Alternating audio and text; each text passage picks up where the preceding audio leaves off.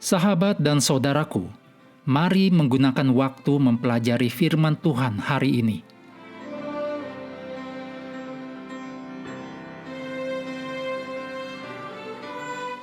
Rabu 23 Juli, judulnya Lalat, Ternak, dan Bisul.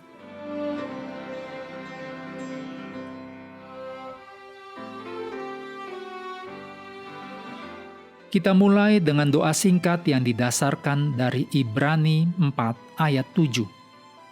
Pada hari ini, jika kamu mendengar suaranya, janganlah keraskan hatimu. Amin.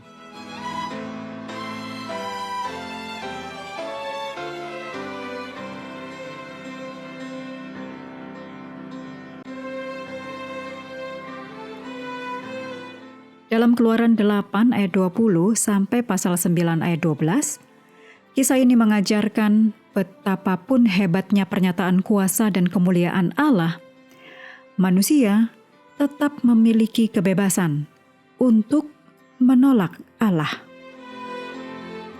Dewi Mesir, Wacit, adalah Dewi Lalat dan Dewi Rawa-Rawa. Dewa Kepri, yaitu Dewa Matahari Terbit, penciptaan dan kelahiran kembali, itu digambarkan dengan kepala lalat. Dewa-dewi ini dikalahkan oleh Tuhan. Dalam kisah di Keluaran 8 ayat 20-24, ketika orang Mesir menderita terkena tulah keempat, orang Ibrani dilindungi. Bahkan tidak ada tulah yang menimpa mereka lebih lanjut. Sekali lagi, semua ini adalah cara Tuhan untuk memberitahu Firaun bahwa Aku, Tuhan, ada di negeri ini. Keluaran 8 ayat 22. Dengan demikian, Firaun mulai melakukan tawar-menawar. Tidak diragukan lagi, tekanan semakin memuncak. Jadi Firaun rela melepaskan bangsa Israel menyembah Allah mereka dan mempersembahkan korban kepada Allah, tetapi hanya di tanah Mesir. Keluaran 8 ayat 25.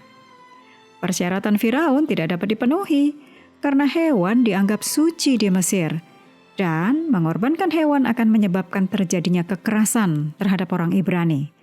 Selain itu, ini bukanlah rencana Allah bagi Israel. Sementara itu, tulah berikutnya dalam Keluaran 9 ayat 1-7 menimpa ternak. Hator, Dewi Cinta dan Dewi Perlindungan Mesir, itu digambarkan dengan kepala sapi. Dewa sapi jantan Apis juga sangat populer dan sangat dihormati di Mesir kuno. Jadi pada tulah kelima ini, dewa-dewi utama dikalahkan ketika ternak Mesir mati.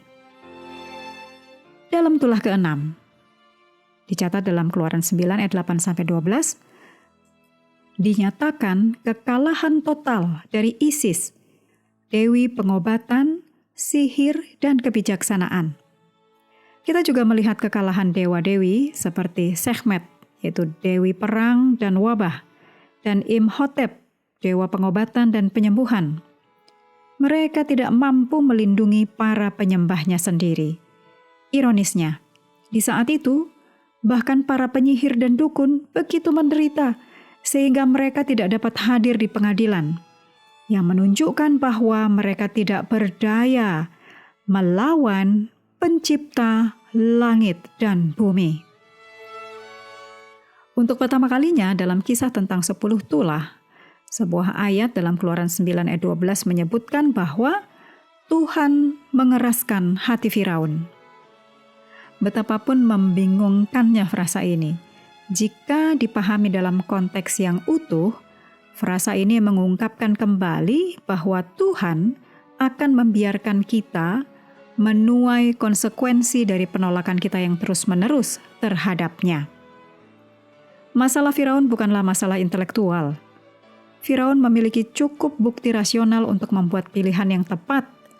Namun, masalahnya adalah masalah hatinya. Kita dapat pelajari di sini bahwa kita harus menjaga hati kita.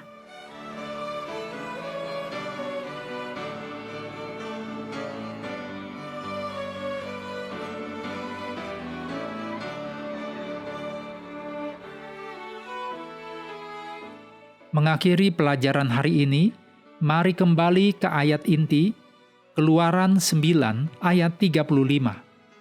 Berkeraslah hati Firaun, sehingga ia tidak membiarkan orang Israel pergi seperti yang telah difirmankan Tuhan dengan perantaraan Musa.